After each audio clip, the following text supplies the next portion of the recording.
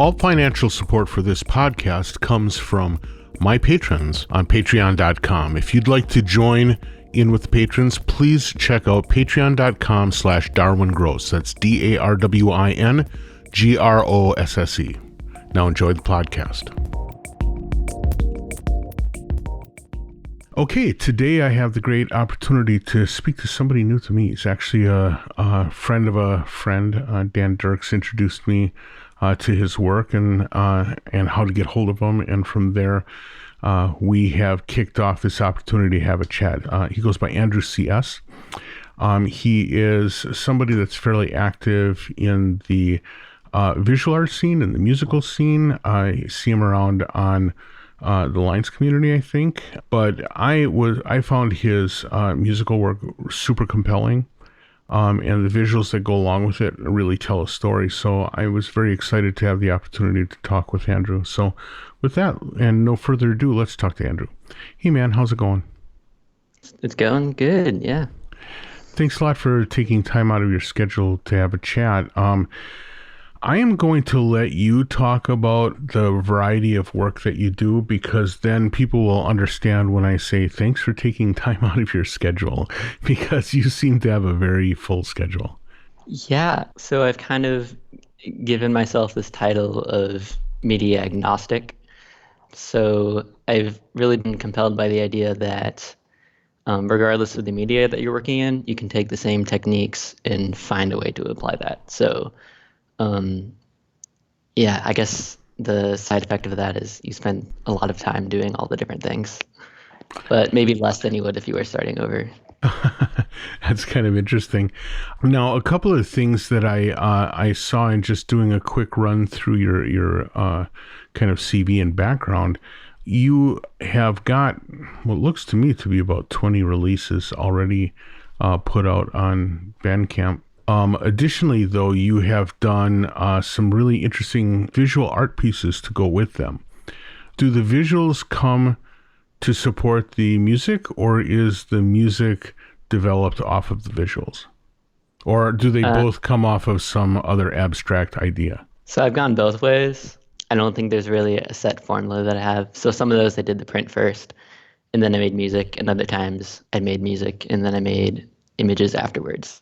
So now, the other thing that it noted in some of your information is that you are also operate a performance space that's labeled open space. You do that in Chicago, right? Mm-hmm. Yeah, that's in my apartment. So how does that work? It's interesting. Basically, it's just like on Sundays in the month, we just have basically anyone they want can come in and see a show. Is it like visual shows, or is it performances? What kind of stuff are you doing there?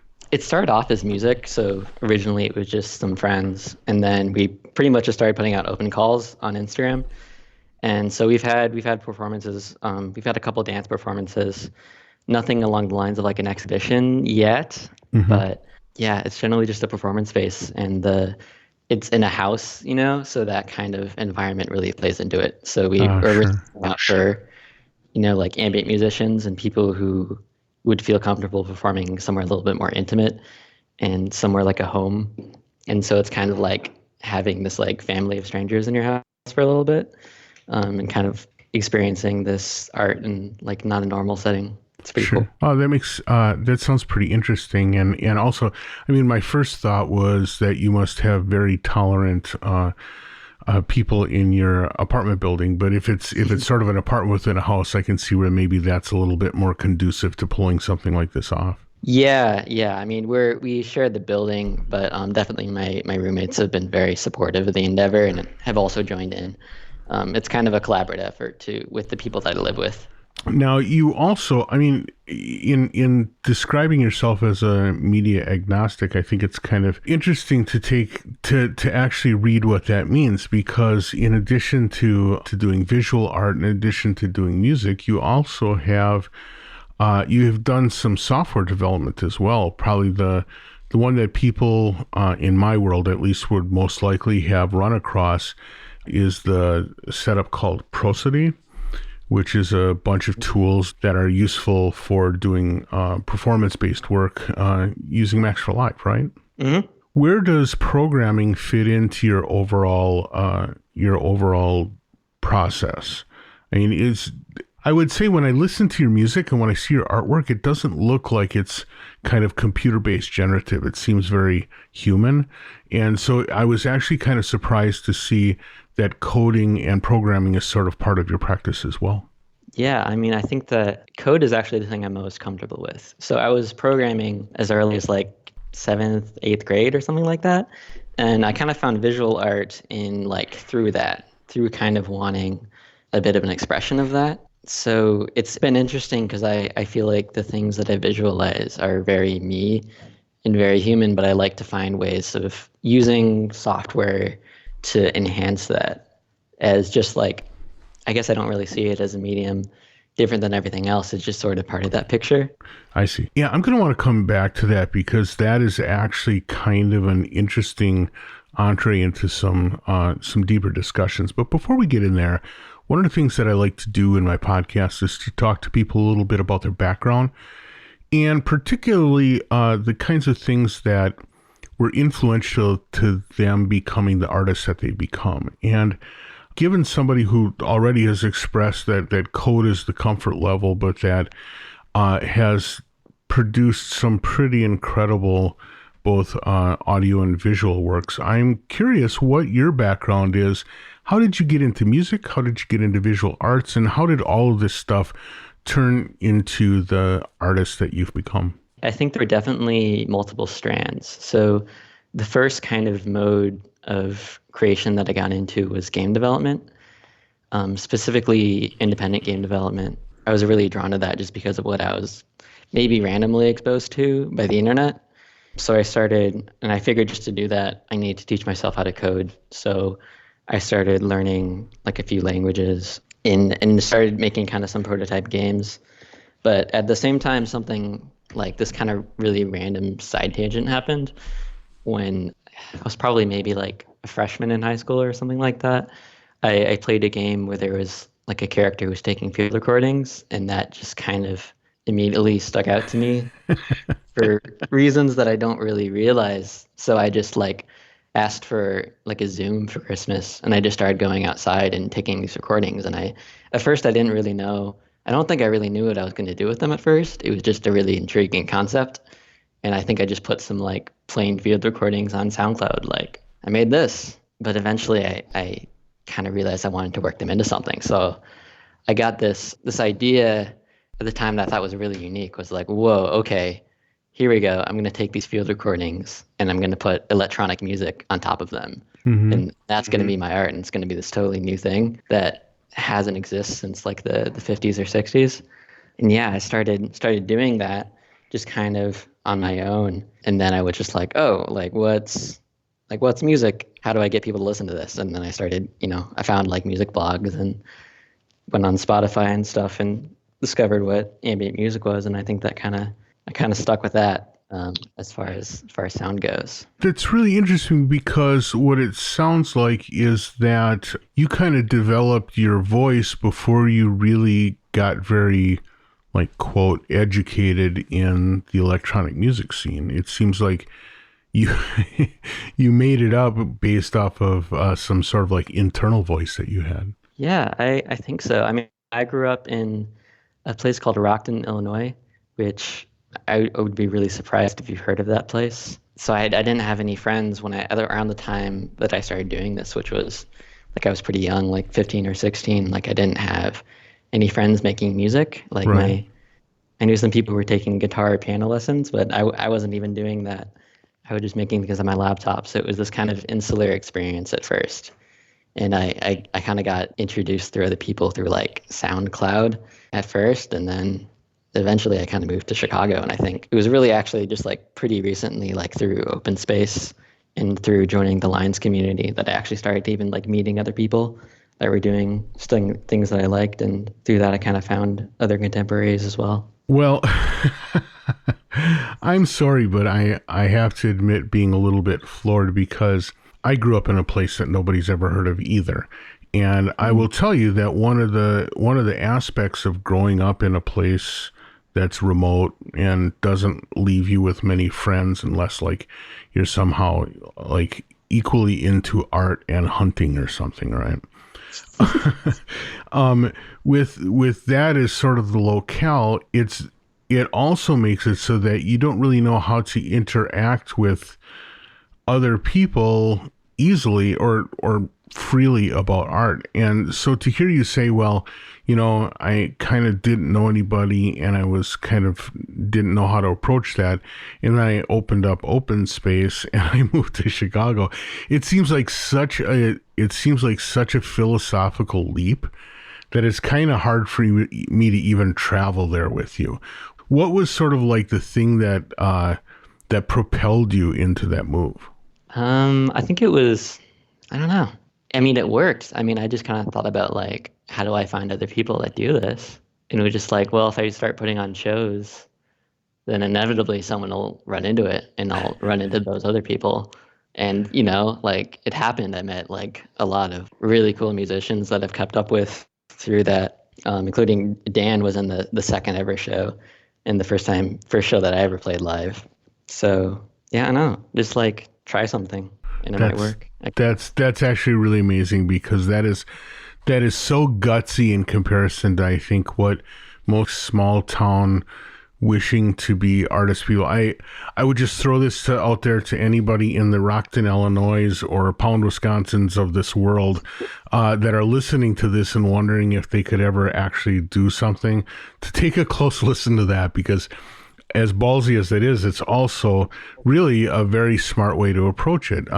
One of the things that often happens is that if you're artistic, you go into a scene and you're like, gee, I hope someone will invite me to come play their show. You're kind of taking this different approach of like, hey, let me make a venue for other people to be able to enjoy, is actually kind of a interesting way to approach the problem. Yeah, I guess so. I think a big part of it was like I just want a place to play and I don't know where that is. I'm just gonna do it here. You're currently studying at Columbia College, right, in Chicago? Hmm.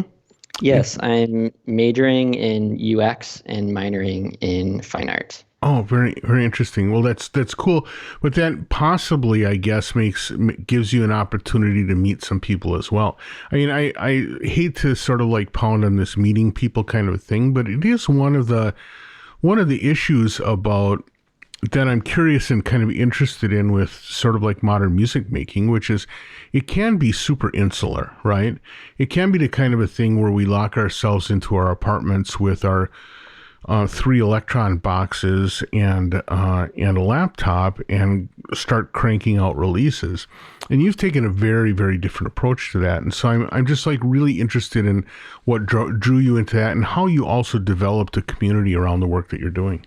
Instagram, I think, was really, really crucial for that. I think people that might separate my small town from your small town was the way that the development of the internet has happened, and specifically the way that it can be very fast to reach people that are nearby you, and the way that social networks kind of start to guide your friendships or maybe make it a little bit more random by kind of showing you people through that. Yeah, it can be really quick to pick up a lot of followers when there's a lot of people who are also saying that. So there's kind of like Right. a lot of random exposure to people through that platform, and it really allowed it to happen.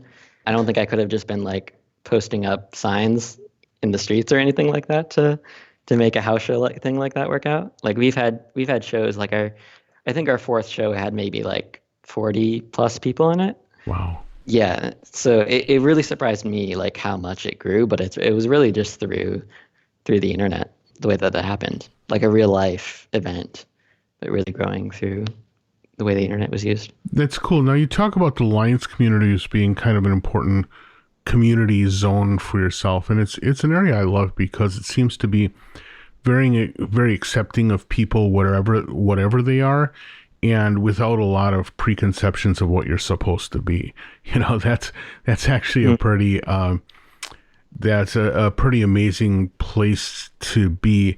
How did you get introduced to Lines, and what does that community mean to you? Well, I originally found it through this one guy who runs this podcast called Sound and Process. I don't know if you know who he is, but I listened to that podcast when I found it, also on Instagram, and it just really seemed like a community, like for me as a person, like that kind of interlap of really experimental approaches to art and also the emphasis on code just really drew me in. I think I shelled out like a good chunk of my shit savings into like a used Arc and Grid, or like right after I joined, because I just like wanted to be a part of that thing. So that was, yeah, it was really exciting. Yeah, well, it seems like Dan Dirks has kind of he has a lot to answer for in everything having to do with you and I discussing anything. So there you go. I guess it's true. So yeah, I was the next thing I want to talk about was your use of. I know you were a grid user because your Max for Live devices are kind of grid focused.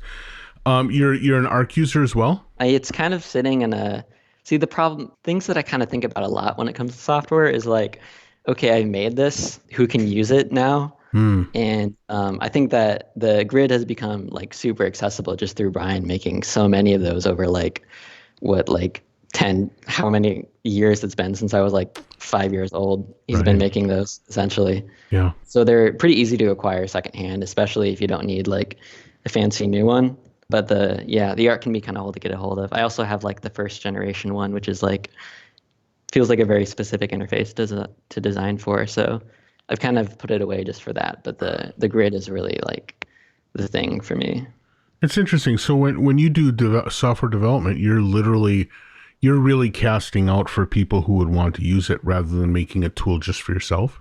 Yeah, I've been really trying to do that. It's hard to design for other people versus designing for yourself. But I mean, essentially, software was kind of that thing that made it possible to do what I do now, because I got really into like most of what I do is kind of in the realm of looping, or like specifically nonlinear looping, which is like you need CPU to do that, and you need kind of like a human interface there. And like doing that outside of software can get pretty expensive, like especially in like modular, a lot of the ways that people are doing that. I just didn't really have access to that. So discovering Max MSP was really exciting because like, oh, I can program, this does music, and it can record, and it can do like anything you want it to do. So like discovering that technique was really exciting because it means I didn't have to like worry about what I couldn't do because of the amount of money that I have. So I think I really want to make things that like anyone can use, and I haven't quite gotten there yet, but I'm starting to go in that direction. And I think that's exciting that I can make something that's accessible. Now, you said that in school you're studying UX work, right? Hmm. What it would seem to me like for all the things that you're going to study in the world of UX, working with a grid is sort of like a hyper minimalized version of everything. If you think about it, it's 128 pixels basically, right? And 128 touch points. But if you're talking about visual display, it's 128 pixels. And so as a result, you really have a very atomic kind of user interface to work with. When you do stuff for the grid, do you focus most on designs that express themselves through the grid, or do you do stuff that also has a component on the laptop screen or whatever? How much is the laptop part of your performance environment? So I think that I'm not a big fan of mouse and keyboard as a performance interface. I think that it's really good for configuring things, but when it comes to performing, like I'm always trying to use hardware as much as I can. Mm-hmm. So anything that I put on the screen is kind of like you should map this to an LFO, or you should map it to a MIDI controller or something like that. And then the rest of it happens on the grid. So I actually don't really see, personally, I don't really see the grid as a standalone interface. I think it always goes best with some kind of like rotary control. And I think that like just a regular MIDI controller works pretty well for that, especially if it's just got like a lot of knobs or something like that. So what do you use for your performance work? I have something like, it's called like a Naked Boards MC24. It's really cheap, but I broke it a little bit recently. So I'm trying to, I think I want to build kind of my own solution for that, because I'm not super happy with the variety of things that are out there. But like a MIDI controller is so simple. Like it just like wire some potentiometers, draw an Arduino, and put it in a box. Like it can be super simple. So I want to explore that a little bit more, because I'm not quite happy with what presently exists. Yeah, it sounds neat. But the other thing I would say, and pardon me for going down this track, but I'm pretty fascinated. A lot of the people that I talk to have a certain amount of they have enough money so that saying, "Oh, I'm going to run down the modular path," is something that they can pull out a credit card and pull off, and then take a beating in interest rates or whatever for some time period. But that's how they choose to chase after this stuff. It seems to me like one of the things that you're doing is you're sort of like accepting the cheap aspect of DIY as sort of a creative constraint for what you're doing. You talk about it as when you talk about, things being not inexpensive, you talk about that as if that's kind of an advantage rather than just like oh geez, it's not very expensive, so it's probably not going to be good. You seem to take almost the opposite approach to that. Yeah, I mean, I think it's always like I was forced to craft things because the things that I could afford that did what I want, I couldn't get. So I'm like, okay, well, I can just like make this, I guess. And then like I wouldn't get the thing that I wanted, but I would get something else. And a lot of times that thing was cooler because I made it with kind of those decisions that I threw in there. Like one of my first Max devices was like I just wanted to use like clouds because everyone gets into clouds because that's really cool, I guess. Right. But I didn't really know how it worked. I guess there's kind of like some like reverb convolution in there with granular, but like I just made like a kind of like a multi-pitched granular thing, and it was like a lot. It was like a lot chunkier granular. Like the particles were much larger than they were supposed to be, and it was different in a lot of ways, but it was a lot more of my voice, and it ended up being just like a different cool thing that I made. So That's really cool. So you kind of like stumbled into an application of your voice. mhm. That's a really neat approach because this is going to sound crazy, but what it strikes me as is that you're doing these developments and you're listening to your work, and I can't tell you how many people I talk to or I've interacted with that they are not interested in listening to the work until they get to the final step, right? And so they have attached a vision of whatever their work is going to be, and they drive nonstop until they get to that end point. And it seems to me like a lot of what you're doing is you're trying things, and then when you find something that works, you kind of stop right there, and instead of driving to the end point, you say, hey, this is a landing spot I have to pay attention to. That's pretty interesting. Yeah, I mean, I don't think I've ever made anything in my whole life that's not a prototype.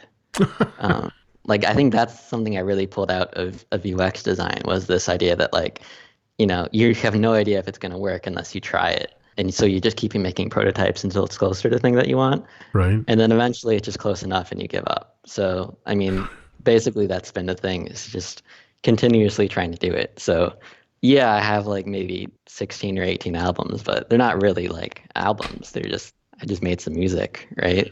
I'm just trying it. Well, I mean, I guess they're not albums in like a Led Zeppelin sort of way or something, but they all have their place, and they all have kind of.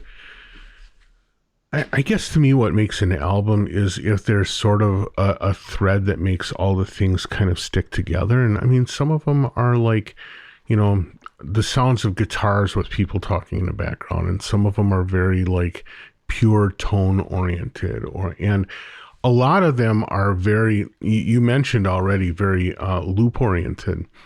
It's funny that you would say that you didn't do albums, because to me, it's each one of them seems to have a voice. Is that because you just do them all at the same time and then stick them together and shoot them out? What is it that causes you to say that this is a collection that I'm going to release as an album? Yeah, I think pretty much what you said was just recording them all in a row and then putting it together. So like at that point when I was doing those Bandcamp albums, it was a lot about like I made a goal to myself, and like maybe I think it was like last September that was like, okay, I'm gonna release an album every week. And I did that for maybe like I wanted to do like a whole year, of course, but I maybe made it about like 4 months. Like basically I would wake up at 6 a.m. every morning and just like record music like any way that I could with like the state that my program was at. Okay. And then I just I ended up with like a lot of like long sloppy improvisations essentially, but I got kind of good at like going back through and like finding sub loops of that like entire performance, which was also loops. I would like kind of I loop out see. some of that and then Okay. kind of crossfade them together. So there's kind of a progression there, but it was through a lot of post processing that was pretty crucial to that. And yeah, so a lot of the similarities between the tracks just came from like focusing on one process like that week that I was working Uh, on that. well, and also because the software was in a specific state, so everything would sort of have sort of that perspective on getting stuff done as well, right? Yeah, so that was most of them were just one program that I made called Anaphora. And that was basically just kind of like it was after Norns came out Okay. and Brian made that new version of MLR.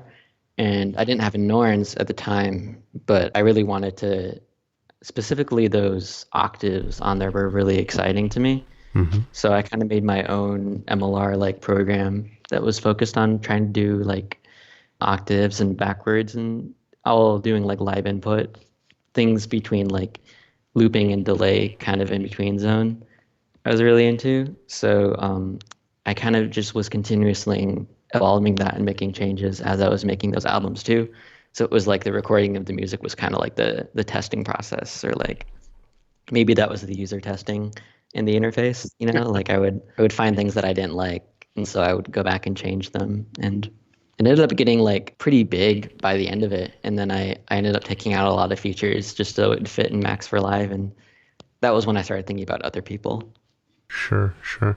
Well, and the Max for Live community is certainly one that is hungry for new devices, and so I'm sure that caught some attention. Now, I want to talk about specifically, though, the development of this thing, because you made a statement earlier, and I want to follow up a little bit more to find out what you mean. You said that you do looping, but it's non-linear. And I think for people who came to looping from looping pedals, what you just said was kind of nonsensical, because all of those pedals have very much a linear circle. I mean, it's not linear; it's circular, right?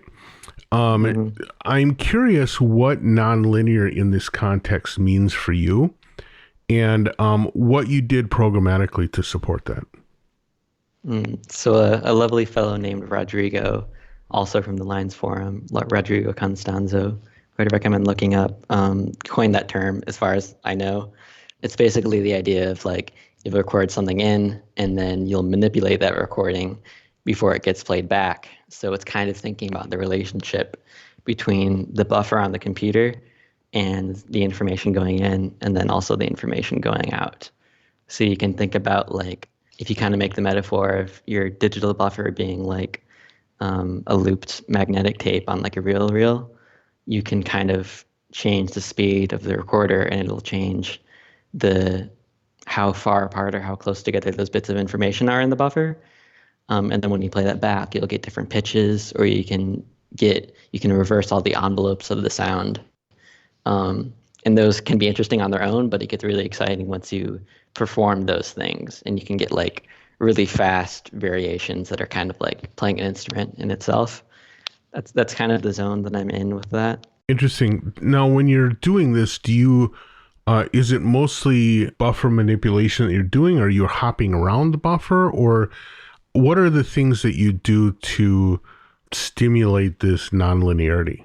I What are the think processes you do? You know. ideally I should be doing everything, but I think specifically it's really been about the pitch is something I think about a lot, Okay. and kind of thinking about so you can double the speed, you can half the speed. So that's up an octave on the piano or down the octave on the piano. Mm-hmm. And I kind of thinking about that as like kind of the spatial element.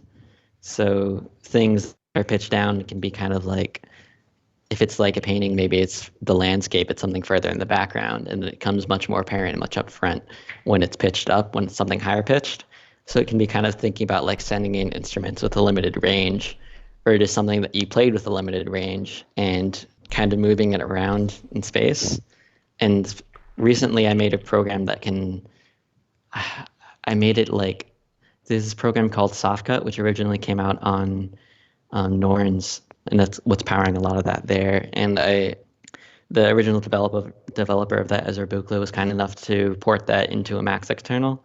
Okay. And that one can get really exciting because it can sort of glide between pitches in this really like elegant but kind of whimsical way.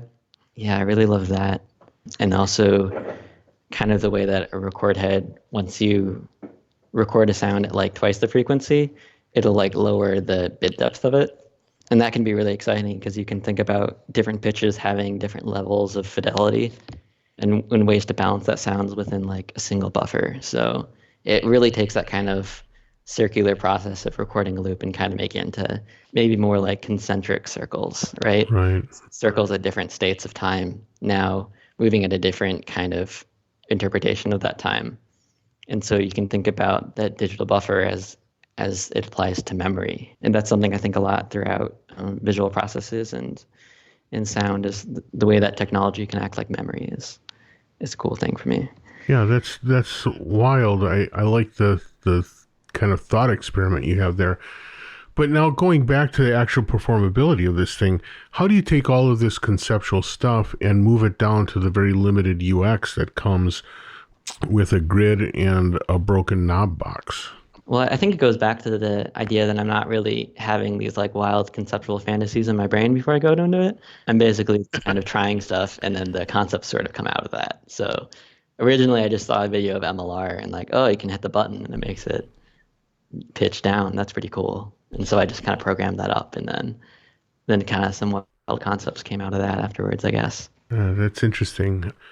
I am just really, I'm kind of floored by the casualness of the way that you do development, but at the same time, you're constantly using this stuff. So this is a very, you're a very unique kind of art tech person in that way, because a lot of people, and maybe it's because for some people, they're coming to the artwork first and the coding is the harder part, the harder thing for them.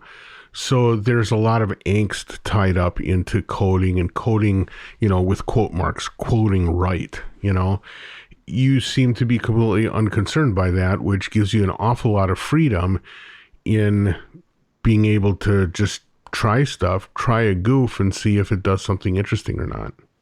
Yeah, I think you would hate my Max patches because they're completely like spaghetti, I'm really trying to think about ways to use code. For myself, I'm trying to think about ways I can use code kind of like action painting or something like that. Mm-hmm. Like, how can I really quickly like throw something together and see if it has interesting results, or see if it does some weird like bugs, and that's also maybe interesting, I've some of my best moments, I think, in music came out of like bugs in my software. I have an album called Raw, which is basically just putting together like all of the recordings that I made while I was testing my programs. Because usually I would just like grab something that was near me and just record it through the laptop microphone. And just because of the way I was really interrogating, like just trying to make sure that everything worked, it made some interesting recordings just from that. And it was states of the software that I can never go back to because I've now fixed the things that kind of determined them. Does that ever feel like a frustration though? Like if I wanted to go back there, I don't have a way to do it? Or is it just sort of like the ephemeral nature of how you make music? I think when I've gotten into Max for Live, that's kind of been a nice thing because I have those all on GitHub and I can version them. I think that was a little before I started doing that practice. And also there's just this kind of thing of just throwing a program out there, even if it's like not documented or anything. I did one that like it was like kind of a broken thing that I tried doing, and I didn't end up trying to modify or anything, so I just kind of put it out with no description, and a lot of people ended up loving it. So that was really funny to figure out. But yeah, I think it's cool to kind of save those older states. I started to appreciate that a little bit more, of trying to preserve those kind of weirdness and just version it as something else. Sure. Now, one of the other things we've been talking so far about primarily your coding and your music creation, but you are doing a lot of visual artwork too. For people who we'll shoot them a place to take a look at it, but for people who are just listening to this in their cars or whatever, can you explain really quickly kind of what your visual artwork is based upon? So it kind of came from what I talked about earlier, with like the field recordings and making electronic music with field recordings. That's kind of where the memory thing comes into. So I'm always thinking about ways that I can channel like my life and the things I've experienced that are in my brain, and ways to interpret that with technology. So I'm thinking about using photography as kind of a starting point and using that to do like to run through processes that are both like technical and pretty hands-on, and kind of turn those into another thing. So a lot of putting one image through a process on top of that image, and then making that into a new thing, and then processing that again is really something that I'm trying to get into. Now, do you do these processes on top of one another and then composite them all into a single image? Is it sort of like, well, so like when I look at, so these have a lot of depth and a lot of complexity to them. Am I sort of looking at like one image taken many different directions, or do you do a lot of cross compositing, like working with 20 images and combining them? So yeah, a lot of cross compositing. I'm kind of been refining this process through a lot of those albums, but for the next project that I'm working on, I have basically like an archive of pretty much all of the photos I've ever taken, all the field recordings I've ever taken, and like kind of all this media that I've gathered over like 7 years since I like started doing that practice for reasons I didn't understand. So I have that all, and I kind of try to pull through that randomly. And I've recently gone into using software to actually choose the starting points from that. And then on top of that, I'll improvise and kind of put my voice back into those things that were chosen randomly.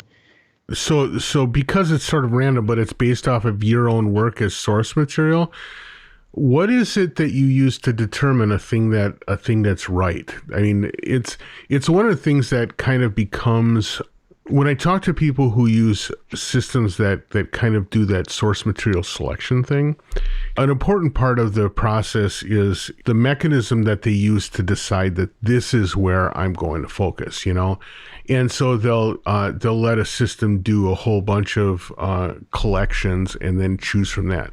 Do you get involved in that, or do you just let the system run to some endpoint and make a decision, or maybe even not make a decision? I'm curious about where you insert yourself into the generative process. Yeah, that's kind of where I'm worried about, like, I don't know, making people mad or something, because I just kind of like choose what I like at the end of all of it. Apparently Cage did that too, but I don't know if we're supposed to talk about that. I don't know. I think at the end of the day, I'm an artist, and I'm making selections about what I like. And I don't know. I don't think I'm gonna hide that. Maybe some people have a good way of kind of sourcing that to someone else, but I think it's human at the end of the day, and I want it to be human. I'm not really trying to use technology to like get away from myself. It's more to do the opposite. It's more to get into what I like.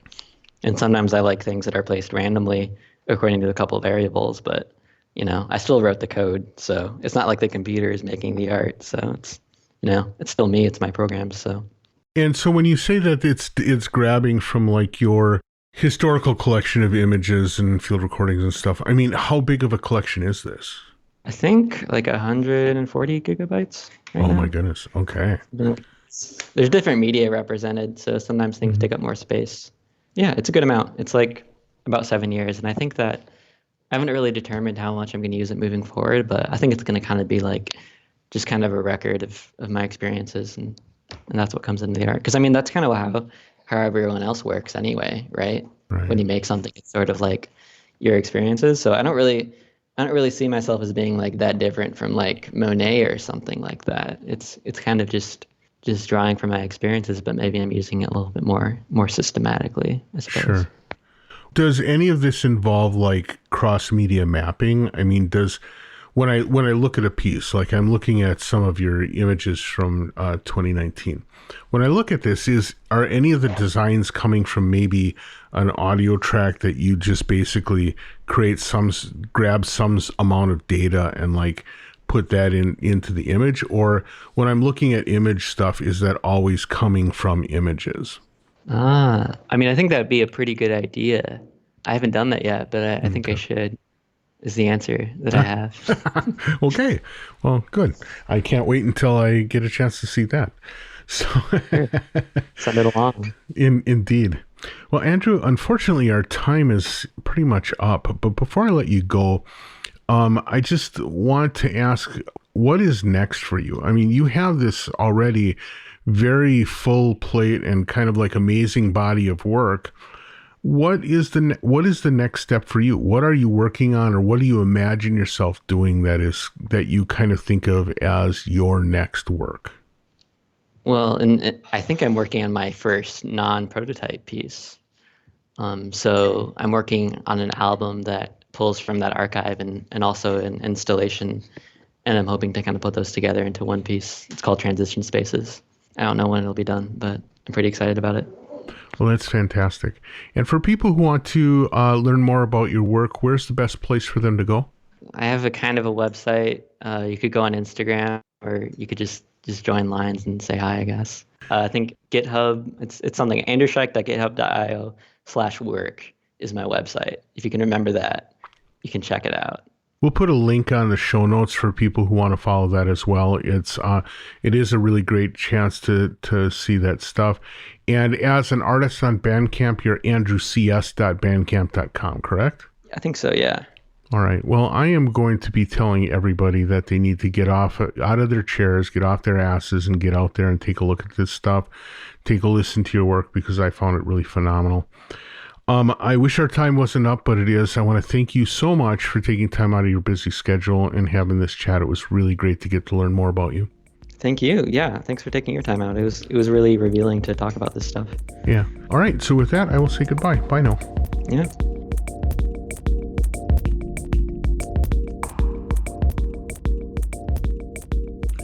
Many thanks to Andrew for the great chat. It was really interesting to get to know more about him and about his process and how he kind of ties all this stuff together. It's really very, very interesting stuff. If you get a chance, you need to check out some of his online work. Unfortunately, it's kind of lengthy to try and describe here. So instead, if you could just check the show notes, which are found on artmusictech.libsyn, that's libsyn.com, you'll be able to find links to all of his stuff over there.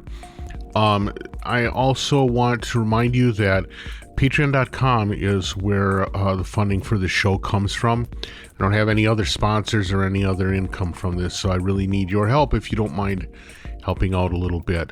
That's patreon.com/DarwinGrosse, DarwinGrosse. With that, I'm going to let you have the rest of your week. Thank you so much for listening again and for sharing with all your friends. And if you have any questions, comments, concerns, please drop me a line, darwin.gross@gmail.com, ddg@cycling74.com, or any of your social media platforms. Thanks a lot, and we'll catch you again soon. Bye.